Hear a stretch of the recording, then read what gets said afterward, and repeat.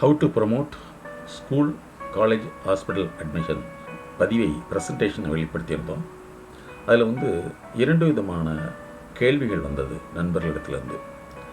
முதல் தரமாக பள்ளி கல்லூரி ஹாஸ்பிட்டலில் பொறுப்பில் இருக்கக்கூடியவர்கள், சார் நாங்கள் எங்களுடைய பணியை இங்கே செஞ்சிட்ருக்கோம், இந்த பள்ளியாகட்டும் காலேஜாக இருக்கட்டும் ஹாஸ்பிட்டல் ஆகட்டும் இதை ப்ரொமோஷன் ஆக்டிவிட்டியை எக்ஸ்பர்ட்டை வச்சு செஞ்சால் மட்டும்தான் அது சிறப்பாக இருக்கும்னு நாங்கள் சொல்கிறோம். நிறைய அந்த நிறுவனர்கள் இதை ஏற்றுக்கொள்வதில்லை, அதுக்கு தானே உங்களுக்கு வேலைக்கு வச்சுருக்கேன்னு எங்களை திருப்பி சொல்லிடுறாங்க. நாங்கள் இந்த வேலையை பார்ப்பதா அந்த வேலையை பார்ப்பதா, அதாவது சிலபஸ் எடுக்கிறதா, மாணவர்களை கவனிக்கிறதா, இல்லை அட்மிஷனுக்கு போகிறதா அப்படிங்கிற ஒரு குழப்ப நிலையும் ஒரு சங்கட்ட நிலையும் ஏற்படுது அப்படின்னு பொறுப்பை உணர்ந்து கொண்ட பொறுப்பாளர்கள் சொன்னாங்க. விரிவுபடுத்த துறைக்காக நாங்கள் தயாரிக்கப்படவில்லை, நான் தயாராகவும் இல்லை. எங்களுடைய நோக்கம் என்னென்னா பள்ளி அல்லது கல்லூரி ஹாஸ்பிட்டலில் அந்த வேலையை செய்வதானே தவிர அந்த நிறுவனத்தை உயர்த்துவதற்கு நாங்கள் அல்ல என்பதை நாங்கள் உணர்ந்து கொண்டோம். ஆனாலும் அந்த நிறுவனர்கள் எங்கள் மீது பொறுப்பை திணிக்கிறார்கள். தெரியாத ஒரு துறையில் எவ்வாறு சாதிப்பது என்பது புரியாமல் நாங்கள் பாதித்து கொண்டிருக்கிறோம். அந்த ப்ரொமோஷன் ஆக்டிவிட்டி முற்றிலும் எங்களை சார்ந்ததல்ல என்று விளக்கி சொன்னாலும் அவர்களால் அதை ஏற்றுக்கொள்ள முடியவில்லை என்று வருத்தப்படுகின்றனர். ஒரு வகை. இன்னொரு வகை பார்த்திங்கன்னா, அந்த கரஸ்பாண்டண்டாக இருக்கிறவங்க அவங்க நிறைய பேர், அதாவது நிறுவனர்கள், அதாவது பள்ளி கல்லூரி ஹாஸ்பிட்டலுடைய நிறுவனர்கள் எங்கிட்ட ஃபோன் பண்ணி, சார் நாங்கள் எக்ஸ்டர்னலான கன்சல்டன்சி சர்வீஸை எடுத்துக்கணும்னு சொல்கிறோம், ஆனால் எங்களுடைய நிறுவனத்தில் உள்ள பொறுப்பில் உள்ளவர்கள் அதெல்லாம் வேண்டியதில்லை சார், நாங்களே பார்த்துக்கலாம்னு சொல்லிகிட்டு இருக்காங்க. இதனால் எங்களுக்கு முதலீடு லாஸ் ஆகிறது மட்டும் இல்லாமல் எங்களுடைய பெயர் கெட்டுவிட்டது அப்படிங்கிற கேள்வியும் எங்கள் முன்வைத்தார்கள். இன்னும் அவர்கள் சொல்லும் பொழுது, ஒரு குறிப்பிட்ட பிரிவினர் அந்த நிறுவனத்தை உயர்த்துவதற்கு வெளியிலிருந்து யாரும் வரக்கூடாது என்பதில் தெளிவாக தங்களுக்கு தாங்களே முட்டுக்கட்டையாகவும் பிறரையும் முட்டுக்கட்டையாகவும் வைத்துள்ளார்கள். ஒரு சிலர் மட்டுமே அப்படி இருந்தால்தான் முன்னேற முடியும் என்று நினைக்கக்கூடியவரும் இருக்கிறார்கள். ஆனால் பெரும்பாலும் இவர்களுக்குள்ள பயம், அச்சம் என்னென்னா, மற்றவர்கள் இந்த நிறுவனத்தை டெவலப் பண்ணிட்டாங்கன்னா எங்களுக்கு மதிப்பில்லாமல் போயிடுமோ அப்படிங்கிற அச்சத்திலேயே தங்களை அறியாமலேயே இந்த வேலையை செய்கிறார்கள். இதை ஏற்றுக்கொள்ளவும் மறுக்கிறார்கள் என்று வருத்தப்படுகின்ற நிறுவனர்களும் எங்களிடத்தில் இந்த கேள்வியை கேட்டார்கள். ஸோ அதற்கான ஒரு தகவல் விழிப்புணர்வு பதிவு தான் இந்த பதிவு. நண்பர்களே, இது முற்றிலும் விழிப்புணர்வானது. உங்களுடைய வளர்ச்சிக்கு நீங்கள் மட்டுமே பொறுப்பாக முடியாது. உங்களுடைய வளர்ச்சிக்கு ஏராளமான துணை காரணங்கள் உள்ளது. அது மட்டும் இல்லாமல் துணை காரணங்களை தாண்டி முதன்மை காரணம் உள்ளது. அதுதான் உளவியல் சார்ந்த அணுகுமுறை. அந்த உளவியல் சார்ந்த அணுகுமுறையை எங்களுடைய நிறுவனம் கல்வி, பொருளாதார, சமூக நிலை மற்றும் உளவியல் ஆரோக்கியத்துக்காக மட்டுமின்றி தனிமனித வளர்ச்சி, நிறுவன வளர்ச்சி, தொழிற்சாலையுடைய வளர்ச்சி இவற்றிற்காக சேவையாற்றி வருகிறது என்ற விழிப்புணர்வோடு இந்த பிரசன்டேஷனை முழுமையாக கவனியுங்கள். Welcome to MSK life clinic foundation. பள்ளி, கல்லூரி மற்றும் மருத்துவமனைகளில் சேவையை எவ்வாறு அதிகப்படுத்துவதன் மூலமாக அட்மிஷனை பெறுவது அப்படிங்கிற வீடியோவை நாங்கள் வெளியிட்டிருந்தோம். அதில் கரஸ்பாண்டண்ட் அந்த பொறுப்பாளர்கள் எல்லாமே வாழ்த்து தெரிவித்து மிக அற்புதமான தெளிவான விளக்கம் சொல்லியிருந்தாங்க. அதை மீறி சில நண்பர்கள் பல கேள்விகளை கேட்டிருந்தாங்க. அதற்குண்டான பதில் தான் இது. கல்லூரி நிறுவனர்கள், பள்ளியுடைய நிறுவனர்கள், மருத்துவமனையினுடைய நிறுவனர்கள் அவர்கள் சேவை மனப்பான்மையோடு தான் துவக்கிறாங்க. சிலருக்கு உண்மை நிலையை சரியான முறையில் கணிக்கக்கூடிய பொறுப்பாளர்கள் அமைந்து விடுகிறார்கள். அந்த பொறுப்பாளர்கள் தொடர்ந்து தங்களுடைய நிறுவனத்தை உயர்த்துவதற்கு யாரை ஆலோசகராக வைத்துக்கொள்ள வேண்டும், யாருடைய செயல்முறை ஆலோசனையை நடைமுறைப்படுத்த வேண்டும் என்பதை புரிந்து கொண்டு எங்களை போன்ற துறை சார்ந்த நிபுணர்களை அழைத்துக் கொள்கிறார்கள்.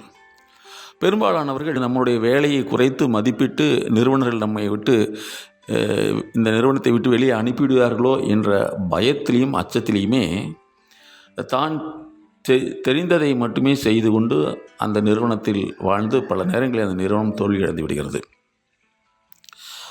ஒரு சோப்பு கம்பெனி எடுத்துட்டிங்கன்னா, அந்த சோப்பு கம்பெனி அந்த சோப்பை தயாரிக்குவதற்கு வைத்துள்ள அந்த பொறுப்பாளர்களையோ அல்லது தயாரிப்பில் இருக்கக்கூடிய பொறியாளர்களையோ இதை போய் நீங்கள் விற்றுட்டு வாங்க அப்படின்னு சொல்கிறது கிடையாது.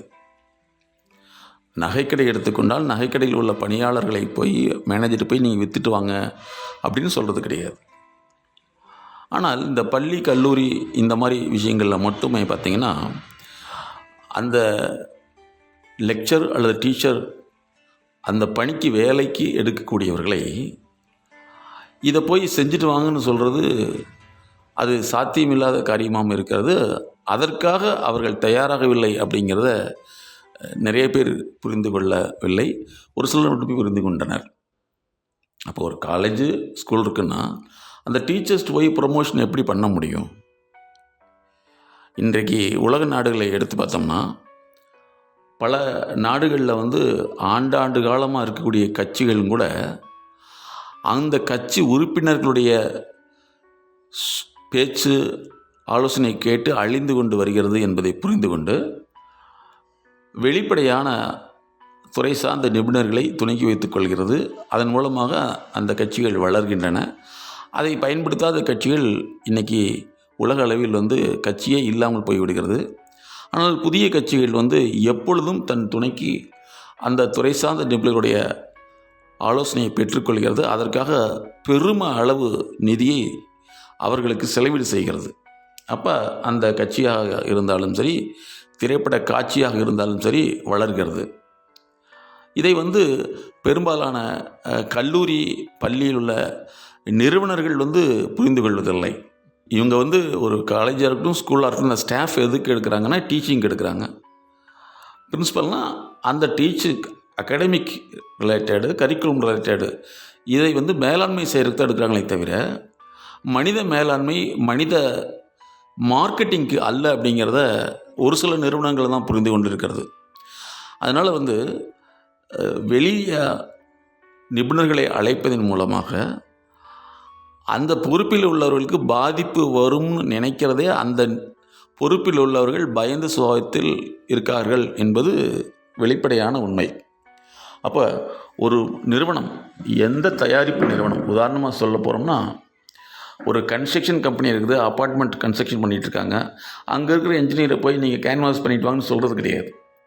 அந்த அப்பார்ட்மெண்ட்டை விற்கிறதுக்கு அந்த துறையில் உள்ளவர்களை தான் வேறு எக்ஸ்டர்னல் சோர்ஸஸ் தான் பயன்படுத்துது. ஸோ எங்களுடைய பல ஆண்டுகால ஆய்வில் நாங்கள் பள்ளி கல்லூரிகளுக்கு ஆலோசனை செய்ததில் அவர்களை வளர்ச்சியடை செய்ததில் பெற்ற அனுபவத்தை நாங்கள் உங்கள்கிட்ட சொல்லிட்டு வரோம்.